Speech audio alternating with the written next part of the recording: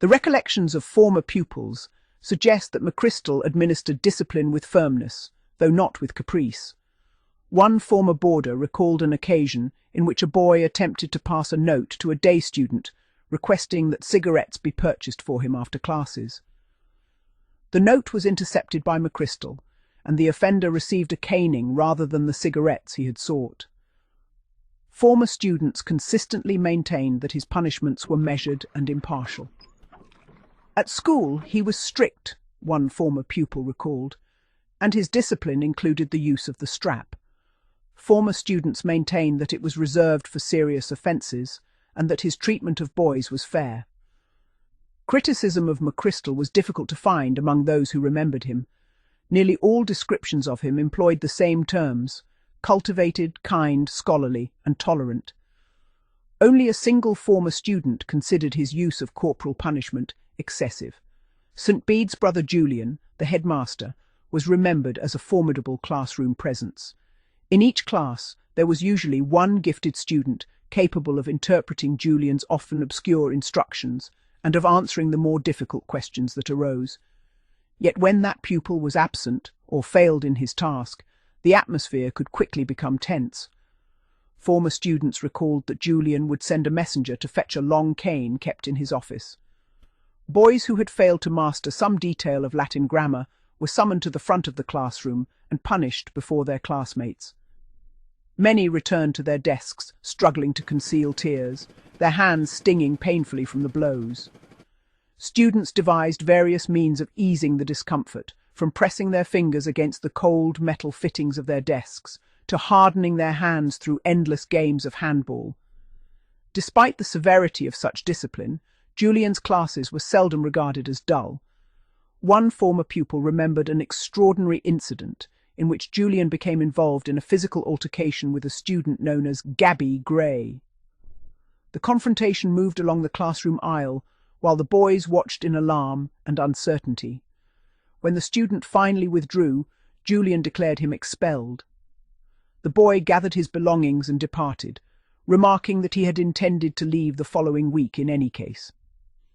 Even at the time, many members of the class regarded the incident as unbecoming of a school principal, regardless of the student's conduct.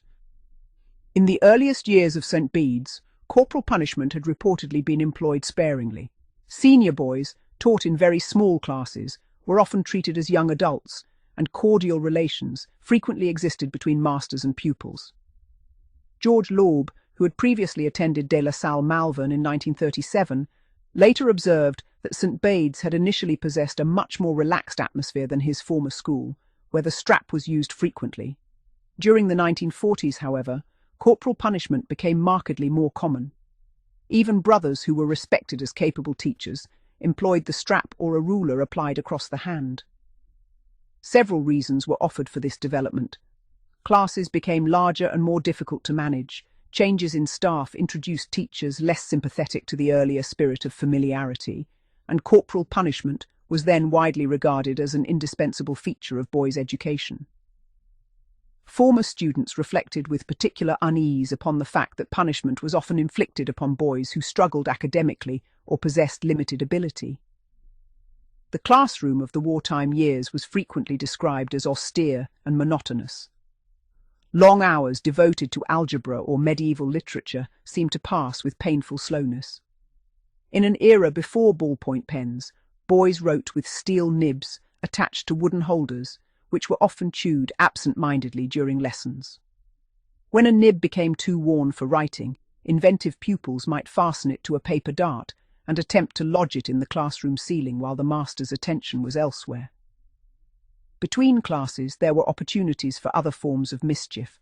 Boys armed with improvised pea-shooters or elastic bands launched pellets across the room, often provoking swift punishment when discovered by the brothers upon their return. There were also boys inclined toward less harmless forms of behavior. Some would place blotting paper in a classmate's inkwell, so that the next use of the pen produced a large blot of ink, ruining neat work and frequently resulting in punishment for the unfortunate owner of the exercise book. At play, disputes could arise during games of marbles, when older boys introduced steel ball bearings in an effort to scatter the marbles from the ring.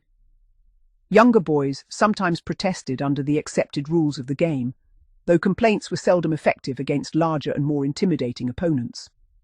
Such quarrels occasionally ended in fistfights and, if discovered, further punishment from the brothers.